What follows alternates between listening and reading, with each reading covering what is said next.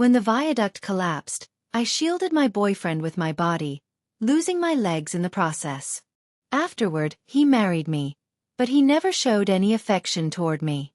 Whenever he looked at me, there was nothing but disdain in his eyes. Less than a year into our marriage, I died unexpectedly.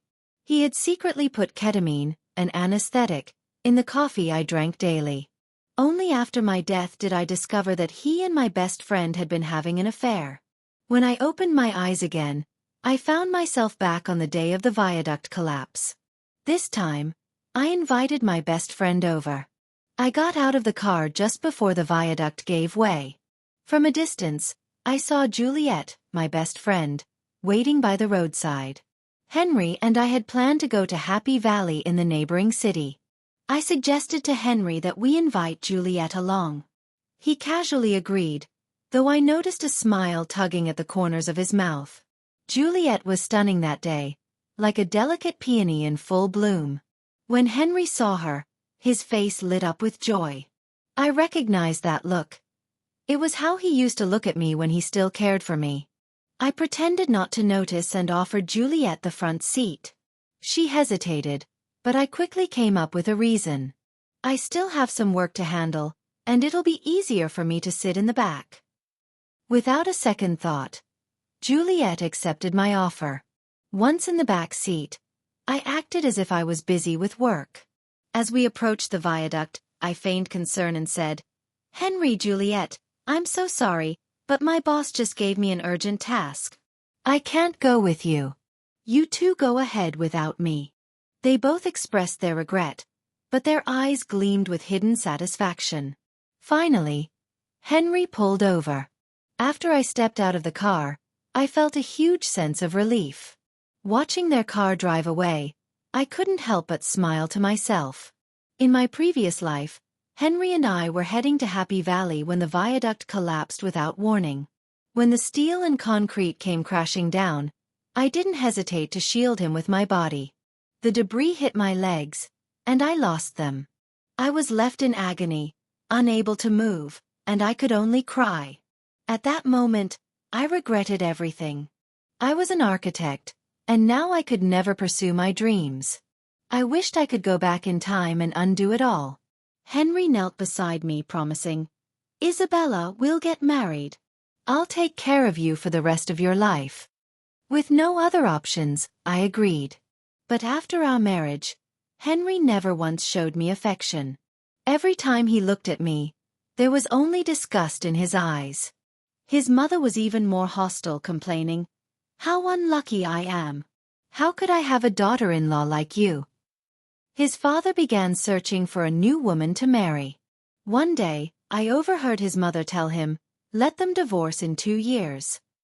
But less than a year later, I died. Henry had secretly been adding ketamine and anesthetics to my daily coffee since our wedding. Because of it, I often felt nauseous, had heartaches, and vomited. I thought I was seriously ill, but the doctors couldn't find anything wrong. It wasn't until after my death that my soul refused to reincarnate. I then saw Henry and Juliet together, in an intimate embrace at her place. Juliet, resting in his arms, said, "Ketamine works wonders. She's gone now, and no one will suspect you." Henry replied, "Finally she's dead.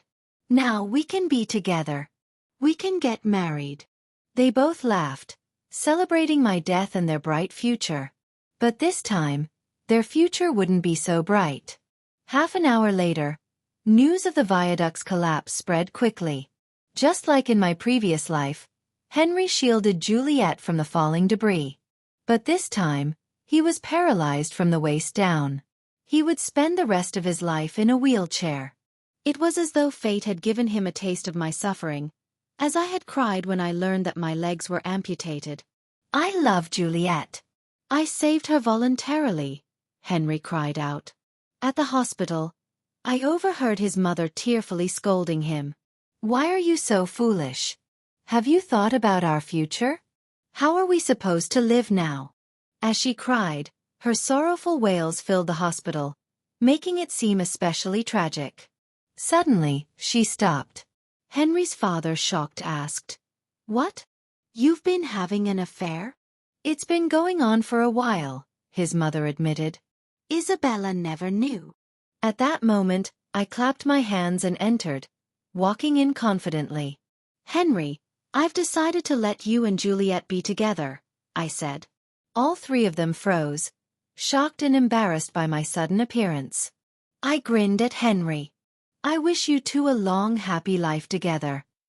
With that, I turned and walked away. Isabella, Henry called after me. You must be glad now, right? I stopped, turned around, and looked at him coldly. No one likes being betrayed, I said with disdain. Henry tried to justify himself, saying, But you've benefited from this. I sneered at him.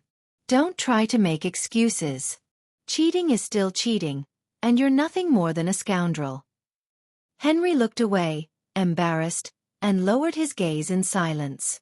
When I reached the door of the ward, I unexpectedly ran into Juliet, who was coming toward me. One of her arms was in a sling.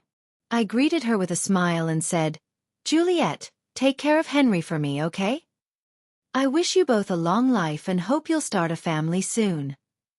But Juliet didn't seem pleased, and there was no sign of happiness at all. I smiled and didn't push it further, then walked away. Just a few steps later, I heard Henry's mother yelling at Juliet from the room. You've ruined my son's life. You must marry him, or I'll make you regret it. Henry's father joined in, saying, You owe him everything now. Pay it back with your whole life. I couldn't help but smile. Juliet, you're in for a rough ride, I thought to myself. Henry's parents were not kind people. In my past life, I had saved their son, yet they repaid me with nothing but ingratitude. I could only imagine what kind of nightmare Juliet's life would become once she married into their family. Juliet's face showed more despair than ever. I had heard that she never wanted this wedding in the first place, but Henry's parents forced her into it. What are you waiting for? Henry's mother shouted. Go and greet the guests. Juliet had barely had time to sit and sip some water when Henry's mother began scolding her again. But Juliet wasn't afraid of her and responded boldly, I already know, stop reminding me. How dare you talk back? Henry's mother snapped. Her face turned red as she pointed a finger at Juliet and scolded, Don't think you can boss me around just because your son saved me. You should know I can leave your son at any moment. Henry's mother was furious but had to swallow her anger. I'm looking forward to it, she muttered. 2 months later, Henry and Juliet finally had their wedding. I was invited, though it felt like anything but a joyous occasion. Neither Henry nor Juliet seemed happy. I stood off to the side, watching the drama unfold, feeling oddly satisfied. In my past life, Henry's mother had tormented me. She often criticized me, claiming I wasn't good enough for her precious son. She'd outright say that I was a burden to him. It was clear to me, evil people are destined to face consequences. In this life, Juliet was the thorny rose Henry's mother never expected. If she thought she could still be a domineering mother-in-law, she was living in a fantasy. Midway through, I decided to step out and went to the restroom. On the way, I unexpectedly saw a man and a woman embracing in the hallway. It was Juliet and Lucas, Henry's best friend. Stunned, I froze. Lucas, I want a divorce, Juliet said. Just wait a little longer. It's not the right time yet, Lucas replied. I love you, Juliet whispered. Isn't this perfect? Us like this, Lucas said, pulling her into a kiss. I quietly took out my phone, snapping a picture of their passionate moment. Henry. This is the woman you risked your life for. I hope when you finally learn the truth about her, you still. There was a strange gap in that sentence, but I'll leave it as is. After Henry's accident, he was fired from his job, and now Juliet had to be the one to earn money for them. This gave her the perfect excuse to stay out late often. We worked at the same company. One time, I overheard her on the phone. I've already told you, I have to work overtime tonight, she said impatiently. Henry, you can't even get up anymore. From now on, I'm the one supporting this family. Then she hung up the phone angrily. I couldn't suppress a smile. The company wasn't busy, so there was no reason for overtime. Juliet's overtime was just an excuse to meet with Lucas. I had often seen Lucas pick her up from work. And sure enough, that night, as most of the colleagues left, Juliet quietly slipped out of the office. Lucas was waiting for her by the car, whistling as she approached. They shared a kiss before getting into the car. I watched from across the street in a cafe, snapping another picture of them. After they drove off, I anonymously sent the photos to Henry's mother. Along with those, I included a picture I had secretly taken at their wedding, showing Juliet and Lucas kissing. Later that night, I checked the monitor feed I had installed in their house during the wedding. There it was, Henry's mother, pulling Juliet's hair and yelling at her. Only a month into your marriage, and you're already cheating on my son? Henry's father was even more furious. He grabbed a basin of hot water and threw it at Juliet. She screamed in agony, then screamed, I want a divorce, Henry. Henry's heart was shattered, but he was furious too. I did this for you to save you, he said. So what? Juliet fired back, unflinching. I never asked you to save me. I'm not even 30. I'm not going to be dragged down by a cripple like you. Slap. Henry's mother slapped Juliet hard, knocking her down. Juliet, you owe my son, not the other way around, she shouted. The very next day, Henry's parents showed up at the company, demanding everyone's attention. Judge for yourselves, they cried. My son became paralyzed because of her, and now she's already sleeping with his best friend behind his back. They dragged their drama into the office, completely disregarding their own dignity. Juliet stood there, red with shame and anger, struggling to keep her composure. Dad, Mom, this is the company, I said. I'm the one they rely on now, I added, my voice steady, though there was pressure behind the words. Do you want me to lose my job? Henry's father stared at me in disbelief. You did something so shameful. Are you still scared to talk about it? He asked. What exactly did I do? I responded, my voice sharp. I never loved Henry, I continued, speaking with a touch of defiance. He's been annoying me for ages. He saved me, but it was his choice. I didn't ask him. Suddenly, Henry's mother snapped, pulling me aside. Isabella, isn't she the one who took your boyfriend? I forced a reluctant smile and replied, Auntie, the past is the past now. What's done is done, and we've all paid for it in one way or another. I've learned a lot from it, and I don't want to go back to it, I added, my tone firm. Henry's mother looked pleased with herself. You all heard that, didn't you? She said. Isabella says she has seen things clearly now. Juliet, you can't deny it. Juliet flushed deeply, her face burning with shame. She seemed ready to vanish. Trying to smooth things over, I turned to Henry's parents. Uncle, Auntie, this is a company matter. What you're doing could affect others. Could we discuss this at home? After much persuading, I managed to see them out. Once they were gone, I headed straight for the meeting room. There was an important discussion to be had. Our company had recently won a bid for a plot of land, meant for a public welfare initiative. However, the specific purpose for the land had yet to be decided. In the meeting, I stood up and confidently spoke. I think we should use this land to establish a public welfare organization focused on helping the disabled. My proposal was met with surprised glances. No one had suggested this before. There are roughly 85 million disabled people in our country, and many of them face major challenges, I continued.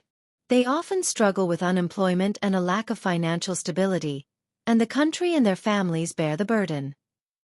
Establishing an organization for them would lighten this burden, and it would be an incredible act of service. We could build a space for disabled people to sell their crafts and earn a living. Not only would we be supporting them, but we'd also be enhancing our company's image, much like Baixiong Instant Noodles did. As I finished, applause echoed through the room. The chairman smiled at me. "This is an excellent proposal. Let's do it." The rest of the team joined in the applause, and the proposal was passed unanimously. I bowed with a bright smile. Thank you, everyone. Later that evening, on my 29th birthday, I received a message from Henry. "Isabella, happy birthday. Would you join me for dinner tonight?" he asked. I smiled ruefully. People don't realize what they have until it's gone. But despite myself, I agreed. When I arrived at the restaurant, Henry was already waiting. He looked worn out, far older than his years. It was hard to believe he wasn't even 30 yet. He seemed like a man well into his 40s. His eyes were dull, lacking any spark. "You're still here," I remarked, observing the change in him. "Happy birthday," he said quietly, handing me a delicate gift box. I felt nothing stir inside me. "Thank you, but considering where we stand, this doesn't feel right." The hopeful expression in Henry's eyes faded, and he asked, "Are we never going to even be friends again?" At that moment, I felt a deep sense of disdain. When we had been together, he betrayed me with my best friend. Only after that did he realize how much I meant to him. And now, here he was, trying to win me back. "People should be accountable for their actions, Henry," I said coldly. "Don't make me lose respect for you." Henry's face tightened in bitterness. If only there was a pill to undo mistakes. "There's no if," I replied, my voice growing colder. After a long pause, he hesitantly changed the subject. "I heard your company plans to set up a public welfare program for the disabled. Was that your idea?" I gave him a blank stare. "Don't misunderstand me. It wasn't for you." For a brief period in my past, I was disabled. And I felt the weight of it firsthand. The helplessness, the struggles. That experience made me vow to do something for people in similar situations if I ever had the chance. It was that willpower that led me to be reborn.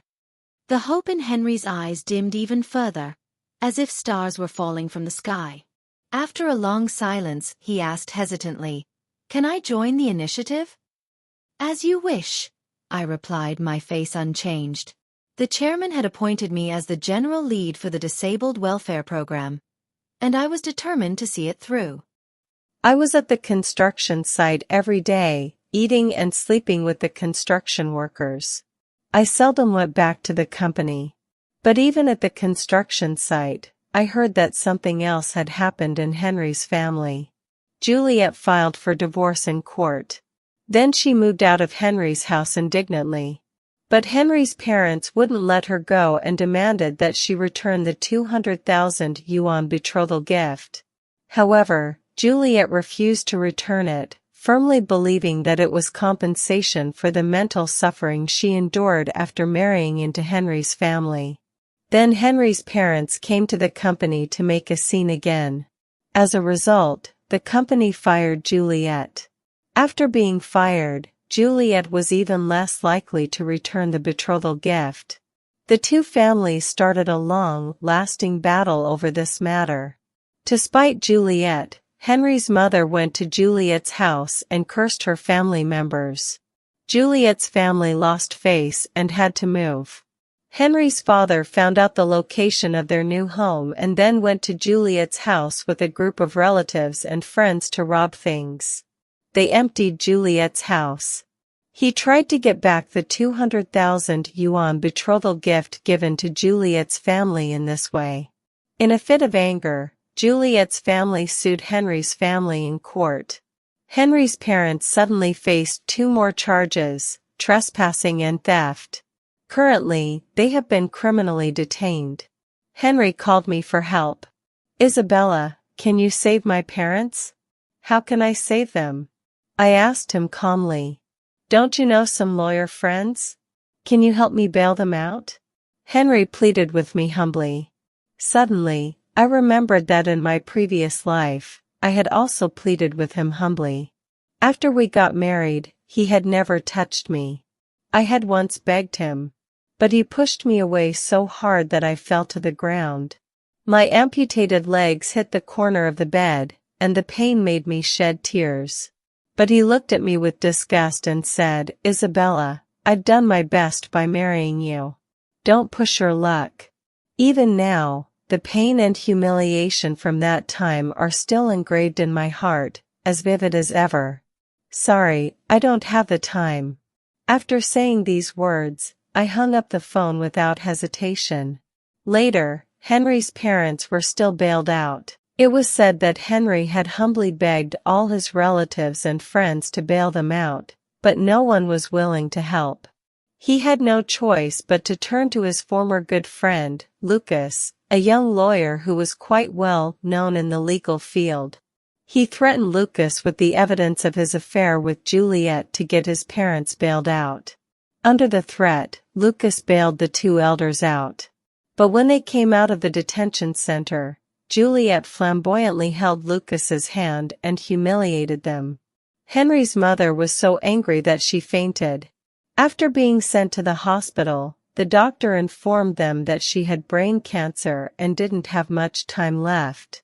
She was already in a desperate situation, but Juliet hated her so much that she went to the hospital to humiliate her, saying, "You deserve it.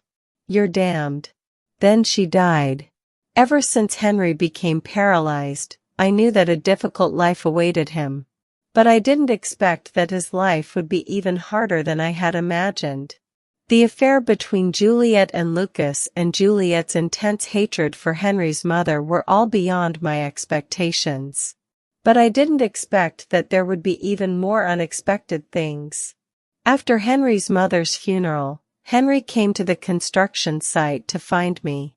I thought he would be decadent and depressed. But he was actually very calm, and there was a determination and courage in his eyes that I hadn't seen since he became paralyzed. This kind of look in his eyes was familiar to me. It was the look I saw in the mirror after I realized I had been reborn. A thought flashed through my mind. I was shocked. Henry sized up my expression and smiled with great interest. "Isabella, are you surprised by my rebirth?" My heart was so excited that it almost jumped out of my chest. Sure enough, he had indeed been reborn. He looked down at his immobile legs, his eyes full of desolation. "This is what I owe you."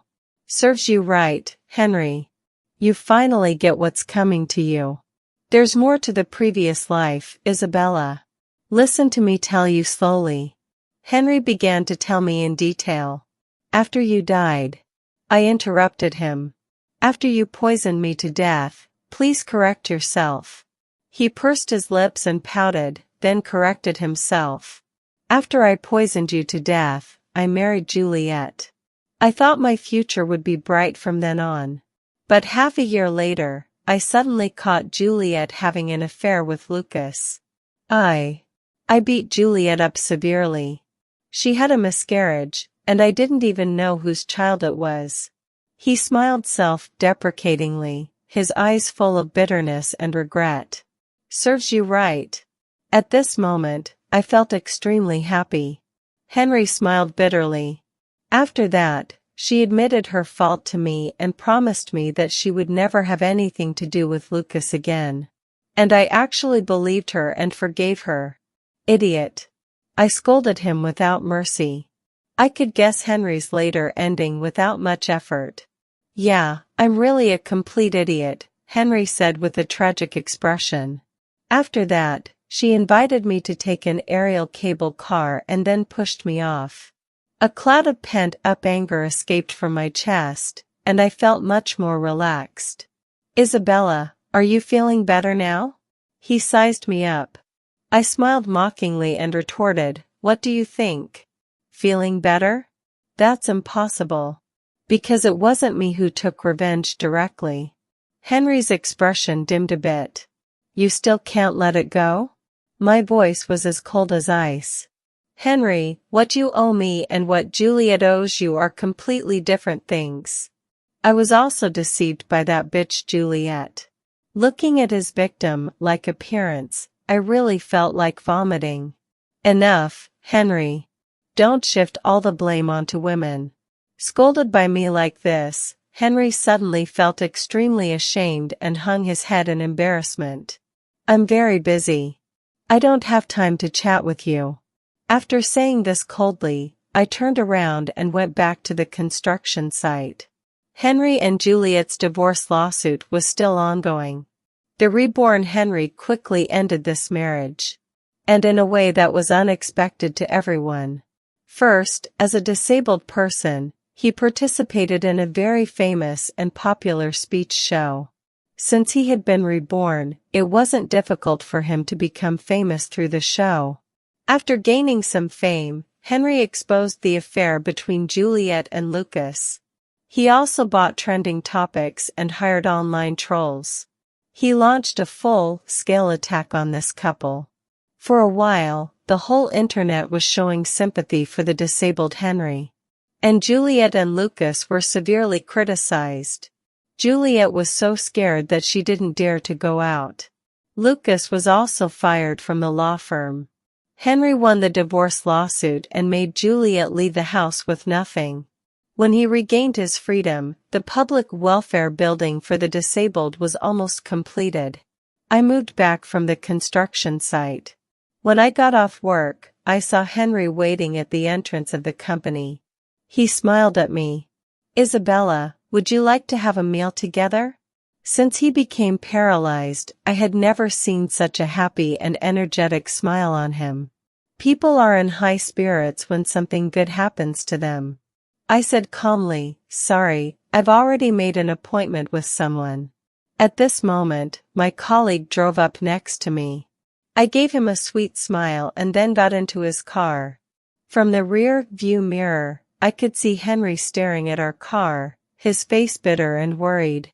My colleague sighed, why are people so stupid?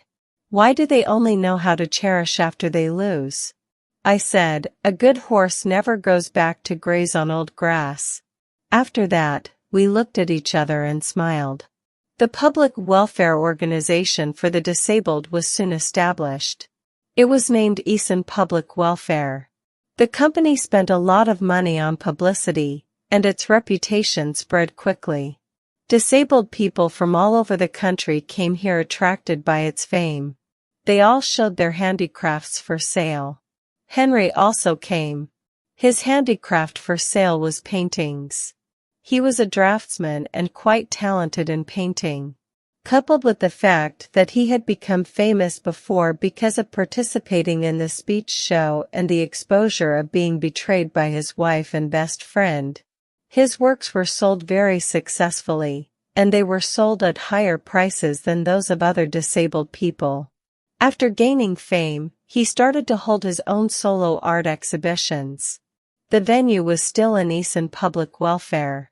Every time he held an art exhibition, a large number of people came. The gallery was almost crowded. Originally, I established Eason Public Welfare to help more disabled people, but Eason Public Welfare became even more famous because of Henry. Our company also became a direct beneficiary because of Eason Public Welfare and Henry. Since the establishment of Eason Public Welfare, our company has been flooded with orders. I was so busy that I almost slept at the construction site every day. Of course, my income was also increasing rapidly. It's really hard to tell whether I helped Henry or Henry helped me with things developing to this point. Late at night, when I was sound asleep, the doorbell suddenly rang. It rang continuously. Each ring was more urgent than the last. I was awakened. When I opened the door with sleepy eyes and saw the person in front of me, the remaining drowsiness disappeared instantly. Standing in front of me was my former best friend, Juliet. Her hair was disheveled. Isabella, Lucas committed suicide. Tears were streaming down her face. I was shocked. After regaining my composure, I invited Juliet into the house. She sat on the sofa and told me what had happened while crying. After Henry exposed our affair, Lucas was first severely attacked, then he lost his job. His parents also kicked him out of the house and threatened to cut off their relationship with him. He couldn't bear such a big blow. He slit his wrists and committed suicide at home last night. I couldn't help but sigh. At the same time, I thought it was ridiculous. If he didn't have the strong ability to withstand pressure, why did he have an affair? Didn't he know that having an affair was like playing with fire? I hate Henry.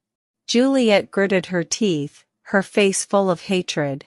It seemed that she really loved Lucas. I wouldn't sympathize with her. I just said indifferently, if you hate him, then go take revenge on him. What are you coming to me for? Juliet suddenly grabbed my hand excitedly. Isabella, don't you also hate him? Shall we join hands to get rid of him? Looking at Juliet's extremely serious face, ripples appeared in my heart.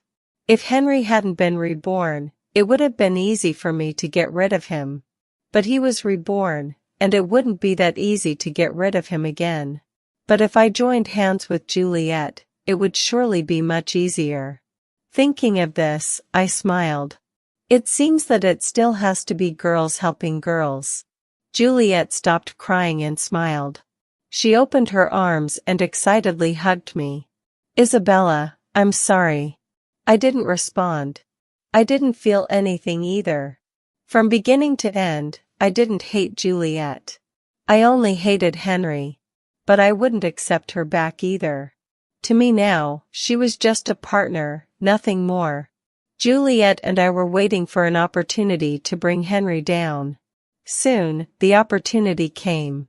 Henry, with his inspiring story, was honored as the Person of the Year in influence. He was full of complacency on the stage.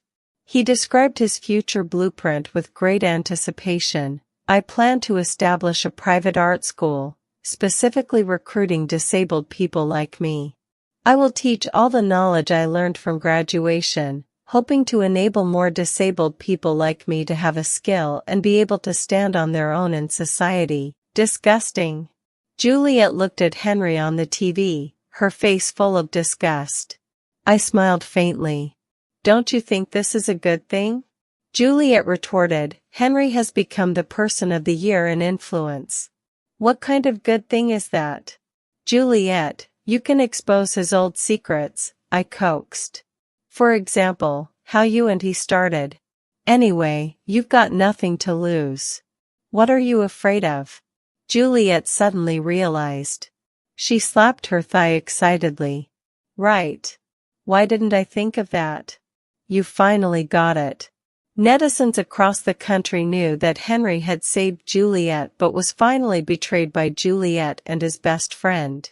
But netizens across the country didn't know that Henry himself had also cheated. If this matter was exposed at this time, it would definitely be a devastating blow to Henry. The higher one climbs, the harder one falls. The more applause and flowers he has received now, the more abuse and slander he will endure in the future. A few days later, Juliet and I were ready for everything. Juliet first posted their affectionate chat records on Weibo. She also wrote a passage like this, a cheating person can become the Person of the Year in influence. This is really ridiculous. After she posted on Weibo, I spent money to buy a trending topic for her, quickly pushing the Weibo post Henry cheated to the top of the trending list. The whole internet was in an uproar. Damn, Henry is so disgusting. He even made a move on his girlfriend's best friend. You're really desperate. His paralyzed legs are the so-called retribution. Serves him right. Such a person doesn't deserve to be the Person of the Year in influence. I strongly suggest revoking his award. When Henry was cornered, he called me for help. Isabella, please, help me. I asked him in return, how can I help you? Help me clarify this. His tone was so humble that it seemed to sink into the dust. Please. I sneered. Henry, I really look down on you. After that, I hung up the phone. Up to this point, he still didn't want to take responsibility and face it, only wanting to escape and shirk. He's really not a man. I was really blind back then to have fallen for such a person. When I came out of the company after work, a large group of reporters surrounded me. "Miss Isabella, is what Juliet said true? Did you know about their affair before the viaduct collapsed? Your best friend stole your love. Can you talk about how you felt?" I calmly cleared my throat. Regarding the matter between Henry and Juliet, I overheard it in the hospital after Henry became paralyzed. At that time, he asked me, "Isabella, are you very glad now?" Reporter, what did you say? I said, no one likes the feeling of being betrayed. From the much admired person of the year in influence to the cheating scumbag now, Henry deeply experienced the feeling of falling from heaven to hell. He became a person as unpopular as a rat that everyone wanted to be. He didn't dare to come to Eason Public Welfare to sell his handicrafts anymore. All his upcoming art exhibitions were also cancelled. He was back to square one. But his misfortunes didn't end there. Juliet continued to expose more on the internet. She released several surveillance videos on the internet, showing that she was beaten and scolded by Henry's parents before the divorce while Henry stood by and watched indifferently. I gave these to her. I had secretly installed surveillance cameras in Henry's house. Henry's father was subjected to online violence. Unable to bear the blow, he suddenly had a heart attack and died. The next time I saw Henry, his hair had turned completely white. At this time, he was only 30 years old. "Aren't you going to invite me in?"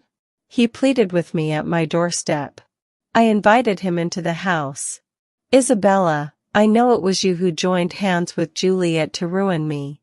Deep pain showed in his eyes. "You still can't forgive me." I looked at him coldly and remained silent. I thought that in this life, God let us both come back to give us a chance to start over. I laughed out loud. My smile was full of sarcasm. "Henry, do you think I love you very much? He took it for granted, isn't it?" I firmly shook my head. "Losing my legs to save you was the most regretful and stupid decision I've ever made. I had this realization before I married you." Henry's eyes instantly dimmed. "The reason I married you was just because I wanted you to feel guilty and painful. I wanted you to live with such feelings for the rest of your life." His face turned gray inch by inch. I leaned over and whispered in his ear. "You didn't know, did you? The videos of your parents abusing Juliet were also given to her by me. Because I secretly installed surveillance cameras on your wedding day. This is what you owe me. I've been waiting for this day all along." Henry slowly closed his eyes. 2 lines of clear tears slowly slid down, hanging on his pale cheeks, giving a sense of brokenness. Henry almost lost the conditions to live. Both his parents died, and he couldn't even get subsistence allowances. He really lived worse than a dog. Not long after, he called me. It was already late at night. I was awakened from my deep sleep by the phone. "Isabella, I still want to tell you, I'm sorry. I hope you can forgive me. I had just come back from the construction site yesterday and finally had a good night's sleep, but he disturbed me." I shouted at him irritably, "Henry, are you crazy? Calling me in the middle of the night to say this? Isabella, you must be hoping that I die, right?" he suddenly asked out of the blue. As if I realized something, the remaining drowsiness disappeared completely. I opened my eyes wide. "Henry, what are you going to do?" His tone was sad. "Isabella, I hope that in the next life, we can meet again. If we do, I will never let go of your hand again. I don't want to see you again. You won't give me a chance to make up for it?" "No need." He silently hung up the phone. I put down my phone and got back under the covers. Not long after, I fell into a deep sleep. The next day, When I woke up and turned on my phone, a news item popped up: Henry committed suicide. I was stunned. It turned out that Henry had committed suicide by burning charcoal at home last night. He called me to say his final goodbye. Well, actually, I wasn't sad at all. I might as well wish him a good journey. I only hope that in all lifetimes, we will never meet again.